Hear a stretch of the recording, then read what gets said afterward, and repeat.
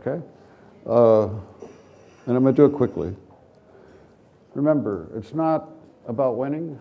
It's not about beating the other side. It's not about embarrassing the other side. It's not about your own. It's not about how you're doing. You know, I mean, if you want to really capture something to hold on to in the courtroom, as soon as you start thinking, how am I doing? I'll tell you how you're doing. You're losing, right? Because you've now shifted the focus. You've shifted the focus from what am I doing to how am I doing. Does that make sense to everybody? You know, as soon as I'm focusing on myself, everything goes to hell. You know, no matter what I'm doing, it'll go to hell. It requires that focus on what am I doing, you know. And you know, I'll even have Marcy occasionally. She'll ask, "What are you doing?" You know, just to get me back into what's the goal here. And the goal here is these 12 people. There is no other goal. And, you know, and I tell them that. You know, I tell them that when we pick the jury.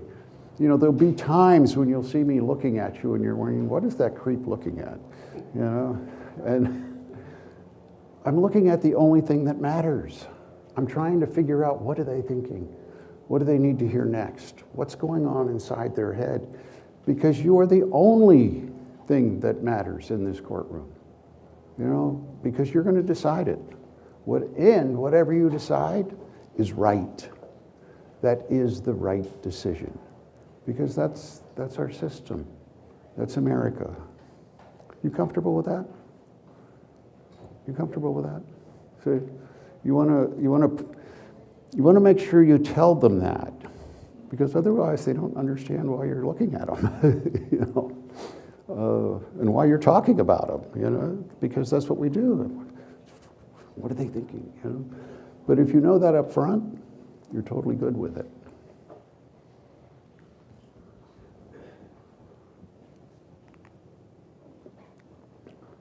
Remember, we lead their brains. Their brain does not lead their heart. You all remember confidence. You remember how to get there. You know, the reason it's what I see, what I feel. It takes me to the present. It's in the future that I'm afraid of. It's what's coming that I'm afraid of. Right now, I'm safe. Nobody's kicked me out of the tribe, you know.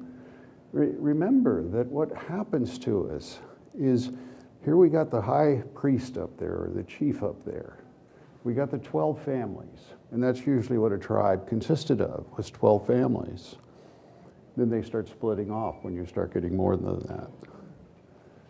And one of us are going to be banished, you know? That's the nature of the system. Either this person or me are going to get kicked out of the tribe at the end. So of course we're afraid. We're constantly having to bring down our heart rate. The quicker you're able to do it, the more efficient you become.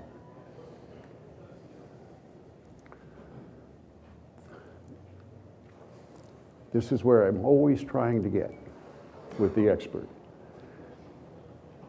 The moment he has a choice between public humiliation and abandoning the lawyers that hired him, I've never seen them not abandon the lawyers. Not ever. You just can't bear it, that level of humiliation.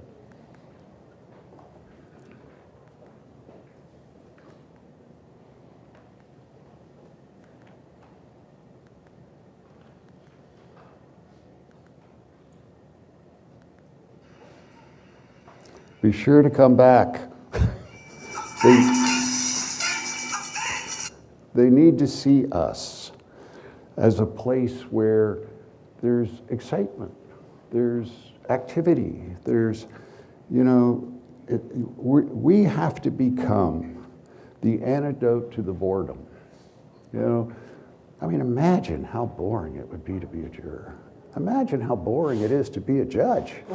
I mean, I couldn't bear it. I just shot myself the second day. I mean,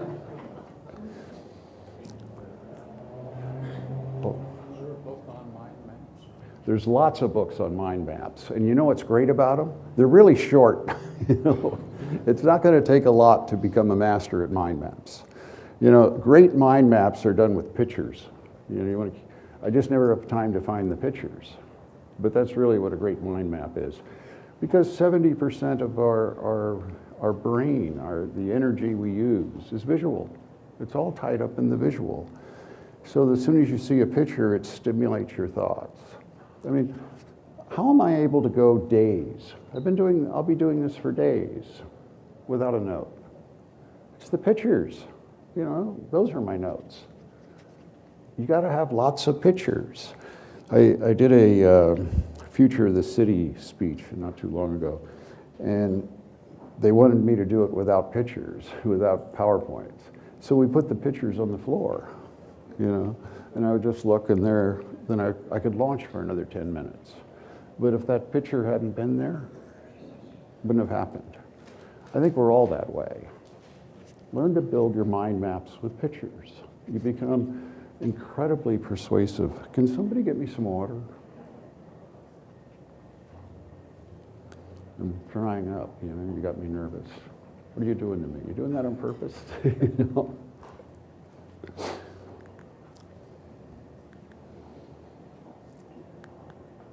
Practice this, teach your staff this. Everything gets better when you do this. Your clients will love you. It's a simple 4 steps? Yeah, no, 5 steps. Forgot the ending. The ending is critically important. One time I was at the House Ear Center to get my hearing aids. And one day I was there, they did it perfectly. They came, introduced themselves, told me what they were going to do, and then ended it. And I thought, they train these people. This is really, it was remarkable how easy everything was. The next time I came back, they dropped the ending. Not nearly the same experience.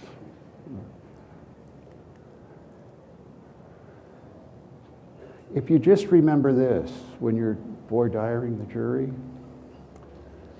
by the way, I want to digress. My wife pointed out, you finally got that hand gesture down. I used to apparently do it way up here. She was watching me yesterday.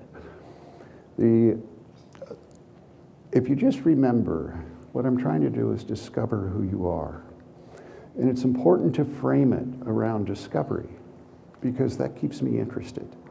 If you're discovering something, that's really cool, right? You want to do that. So for those of you who get my PowerPoints, just send an email, we'll send it to you.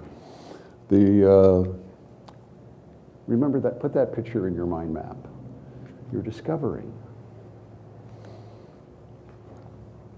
Remember how you get them to talk more, get them to respond, right?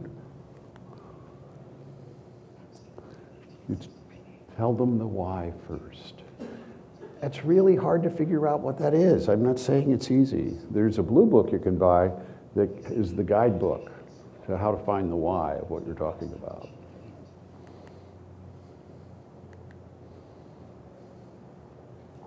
How to click. When you read that book, by the way, you'll go into a bar and you'll watch the people in it, right? And it's fascinating. I could sit there for hours because you see who's going to hook up, who's not. And it's because it's always the same step. It's always the smile first. It's always the eye contact. Then there's the approach. He's not going to approach you unless you give him permission. And it's usually the smile that is the permission. Right? And that's genetic. We evolved that way because in the tribe, you approached the wrong woman, you died. It was that simple. Some countries, it's still that simple.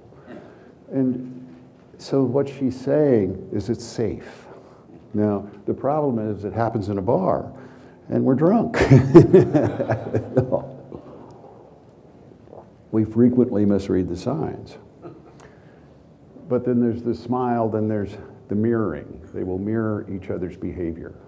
You know, he'll put his hand on his hips, she'll put her hand on the hip. They mirror each other. You see the mirroring happening. And then the critical thing is the touch. He misses that touch, he's going home alone. You know?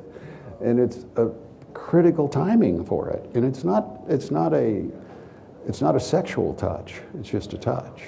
You know, waitresses that touch the customer, tips go way up. You know, if we could touch yours, we'd be home. You know? But why is that? Why is that is because the only people you let touch you, you're safe with, you know? And so when that touch comes in, it's a circularity to it. You know, even though you might not have felt safe when they touched you, you do now. They're rituals that evolved in the jungle. You know, and if you go watch the apes, they're still there. Yeah, well, I guess they're still there with us. That's where it started, you know. The proximity thing. What does that mean? You know, I got so many electronic devices on me. I got my hearing aids. Are they buzzing? Is it my microphone? Is it, you know, it's crazy. Whenever judges are presenting that we're going to be appearing in front of, I encourage the lawyers to go to whatever it is, no matter how boring it is. And you sit in the front row, you know, because it's that familiarity bias that comes into play. They're familiar with you. What does that mean? It means you're safe. You're part of the tribe. If there's a wobbler, it'll go your way. You know, it's not going to persuade them on when you're wrong, or when they don't believe in your theory of a case. But the wobblers will always go to those they're familiar with. Whenever in Lancaster I'm getting ready to try a case, my picture goes on the billboard. You know, we got lots of billboards. And it's for that purpose, is the familiarity bias, you know, proximity. I'm part of the tribe.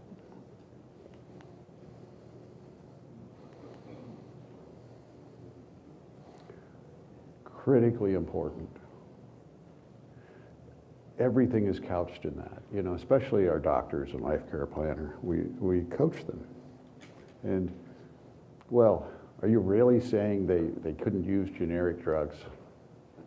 You know, you're really saying that? No. What I'm saying is if you want to deny them the drugs we know that work and risk a generic, and the risk is small, I'll give you that. If you want to deny them that, you should deny them that. A lot of insurance companies do. You know, it's all wrapped around the frame of denial.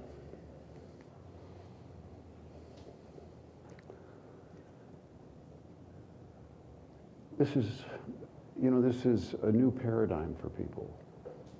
It is not my goal to go in there and make them cry. It is not my goal to go in there and make them angry. It used to be. It used to be. When I quit doing that, the kids got richer. the kids' inheritance got bigger, you know, because jurors don't like to feel that way. You want to be the voice of calm, the voice of reason, and the kindest person in the room. You know, they're much more likely to fully compensate your client if you're not the source of the anger or the tears. And I understand that goes against the paradigm that you all have been taught, that I had been taught. And I could be wrong, but I'm willing to bet I'm not. And in fact, I do bet all the time that I'm not. And why? It's the science, you know? The science says it. If the science said something else, that's what I would be here talking about.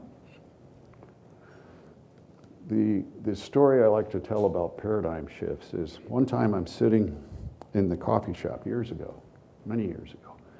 And this doctor I know comes in, sits down next to me.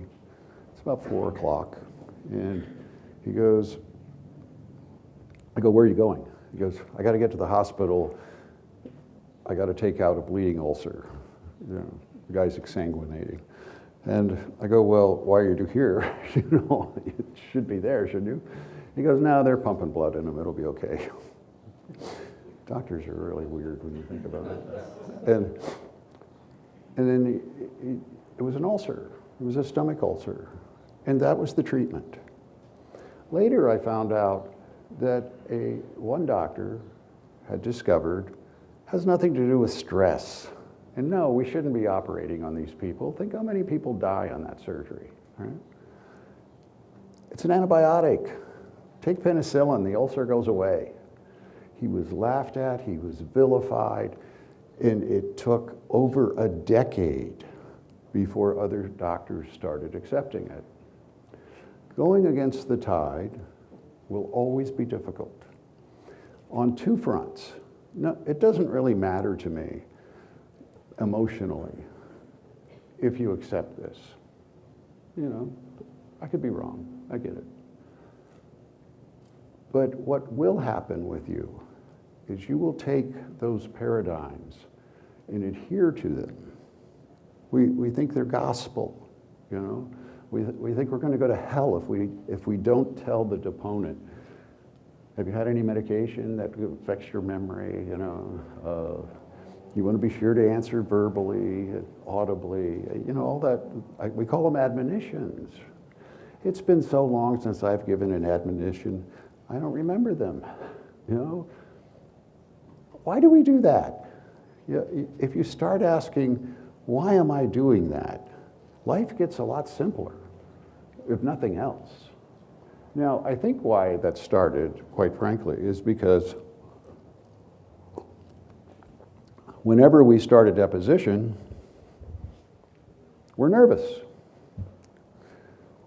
I've been doing this for 40 years. I'm still nervous. It's confrontational, you know? So how do I calm myself down? I start asking you stupid stuff that means nothing, you know? I mean, you're either under oath or you're not, right? I don't care if you have trouble remembering today. Explain that to the jury if you can get away with it, you know? 1,000 things we do just because we've always done them. Everybody's done them. One of the things we do is we take the plaintiff's deposition. Think about that. How many's ever taken their own client's deposition? What, 3, 4? Why does that make so much sense? First of all, 98% of our cases settle. 98%. Don't I want them to hear the good story? I mean, if for no other reason. I want them to know that why they should settle it. The other reason for it is it's not going to settle until they take it. You know, within a month, I want to take that depo. And then they fight and scream and shout, and, you know, it takes a few months. But we take it. And also, we prep them now. You know, I don't think we prep them well enough for cross-examination. And you're going to be crossed much better for your side if you've just spent 3 hours telling what really happened. It refreshes your memory. It sets the frames. You know, everything is different about that. And will they resist it? Absolutely. Will you have to go to court occasionally to get it? Yes, you will. You know, we had a case not too long ago. It was $141 million. He had returned to work. No, he had serious problems, but he wasn't, you know, he wasn't locked in. He wasn't a quadriplegic. He wasn't, you know, was he in a lot of pain? Yeah, he was. I mean, I don't want you to think it was, I thought it was worth that, you know. Now, how did we get that? We didn't get that in trial. We got that in the discovery motions. We did 18 of them 18 discovery motions. Finally, the judge struck their answer. And we try those cases in front of a jury. We don't let the judge try it. We put it in front of the jury. That jury learned something about me that I can't add. And they corrected my addition and gave me 12 more than I asked for because I added it up wrong, right? But none of that, I don't know what the result would have been. It certainly wouldn't have been that had we not struck the answer. You've got to get really aggressive on that discovery, and yes, I've probably brought, our office probably brought 100 motions to strike an answer. And we've only got 4 of them granted. But we don't need to do another case, because of that. You've got to look at this, what are the returns over your lifetime, right? Not each individual case. And you have to do that work. And yeah, it is grueling. See, when I started, we didn't have to do those meet and confer things. You either answered or you didn't, and then we went to court. Much easier. Remember those days? Things were a lot easier on a lot of fronts. Now my guys tell me, they got to do an IDC. It takes months and months to get in. Do it anyway. Do it anyway. Eventually, it's going to be huge. But no, it's never going to happen if you're not doing it constantly, especially on the big ones. Why do we let them get away with half the stuff they get away with? Oh, but that's not why I put that one in there. Oh, it's coming though, it's okay. No matter what happens, as hard as it is, and I fail at this all the time. It's not like I've mastered this thing, I haven't. But I know when I'm successful, no matter what they say to me, no matter what they call me, no matter how mean they look at me, and lean into me and all of that stuff, if I just respond intelligently. Our guys are not allowed to send a nasty letter, a mean-spirited letter. In fact, the software now measures the tone. And if the tone is not positive, they're not allowed to send it. Now, do they disregard what I have to say and do it anyway occasionally? They do. But they know that if it comes to my attention, there's a problem. And why? I'm the master of a poison pen letter. I can spend 3 days writing one. I can craft it and I can really impress myself with it. That is the only person I'm impressing. I'm entertaining myself. I'm amusing myself, or I'm getting even, right? Judges get so tired of looking at that crap. And the only thing it engenders is a tit-for-tat thing going on. You want to get divorced? Do tit-for-tat. She did this to me, I did this to her, tit-for-tat, right? Carol and I have learned over many difficult years, and we just say to each other, that's kind of tit-for-tat, isn't it? And we stop. Not because we're wrong in doing it, not because we're not justified in doing it, but what's the goal? The goal is to live a happy life together. It's not whatever the moment is. What's your goal in litigation? It's to get the judge to agree with you. It's to get the jury to agree with you. They don't agree with nasty people or mean-spirited people or angry people. They just don't. And are you right in wanting to get even? Of course you are. But that's not your goal. Remember cognitive ease? Rewrite, rewrite, rewrite, shorter, shorter, shorter. The shorter the trial, we think, the higher the verdict. Now, there was nobody on the other side of that case, the 140 million. But it took a day and a half, and they were out 20 minutes. Shorter. Cognitive ease. It was an easy decision. We laid it out for them. Now, that case would have been significant if it hadn't been struck. I mean, the lawyers were bad enough. They got their answer stricken. What do you think they'd be in front of a jury, you know?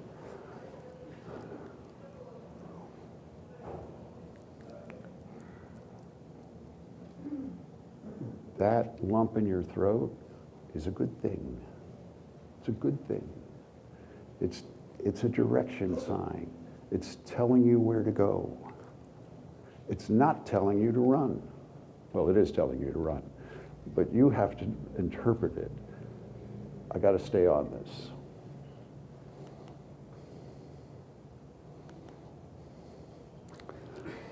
Which brings us to this.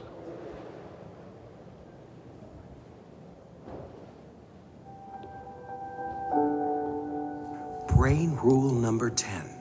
Vision trumps all other senses. Nowhere was this more evident than during an actual test done with 54 wine aficionados. Researchers went to ground zero of wine tasting, the University of Bordeaux in France.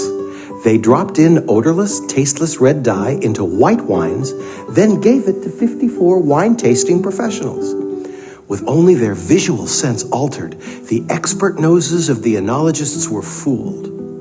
When given the visually altered white wine, they used all the vocabulary of reds in describing the taste. Vision is so powerful that it trumped even the best wine tasters in the world. If we do not have a visual for the point we're trying to make, we abandon it. Because it's not going to stick. It's not going to motivate. Every point we make has to have a visual attached to it. You know, I'm learning Spanish, and how they now teach it is with visuals. You know, they have pictures. Picture, word, picture, word. Without the picture, we don't remember the word very easy. It's really, really hard. The jurors are like that. Trials are like that. And more importantly, you want to keep in mind that the other side's visuals frequently do not match the facts they're telling the jury. You have to be very attuned to that. And that's when you start raising hell, is when the visuals are saying something the facts are not saying.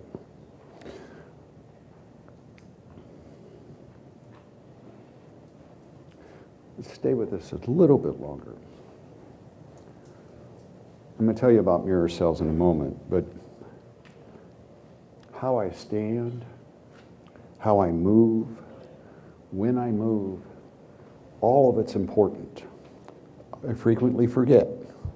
I frequently just go into defaults like everybody else.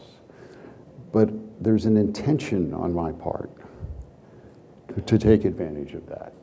If I'm going to do something that I know the judge may come unglued with, I walk over behind the defense. I'm contaminating that area. You know, this is where you get mad, Judge. You know? Then I'll go back. Body position is very important in that courtroom. How many people have trouble dealing with their hands? You want to know how to deal with your hands? It's really simple. No, all kinds of things you're supposed to do with your hands, but how do you deal with them when you don't know what to do with them, right? You can't do this. That's called the fig leaf, for obvious reasons. You can't put them behind your back. You can't do this, right? That's showing them how afraid you really are, right? I want them out there, and I want to utilize them. So when I become, would you hold that for me? When you become self-conscious, I do this. Take your middle finger and your thumb, put them together, drop them to your side. Whenever I'm a little bit self-conscious of my hands. I just do that. It keeps them out of my pocket. And you'll find it, you've got to keep them there about 30 seconds.